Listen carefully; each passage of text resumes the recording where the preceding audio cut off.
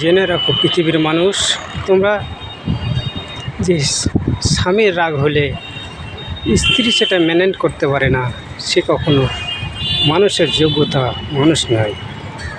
যে স্ত্রীর রাগ হলে স্বামী সেটা মেনটেন করতে পারে না, সে আর যাই হোক কোনো স্ত্রীর যোগ্যতা রাখে না। সেসব স্ত্রীকে বলবো তাড়াতাড়ি শুধরে যেতে, সেসব স্বামীকে বলবো তাড়াতাড়ি শুধরে যেতে, নাহলে সে সংসারে কোনো দিন শান্তি সুখ আসবে না, আল্লাহর শান্তি সে সংসারে আসবে না। তাই প্রত্যেকেরই উচিত স্বামী রাগ হলে তাড়াতাড়ি সেটা রাগ ভেঙে দেওয়া, স্ত্রীর রাগ হলে তাড়াতাড়ি সেটা রাগ ভেঙে দেওয়া। দুজনেরই দায়িত্ব, দুজনেরই কর্তব্য।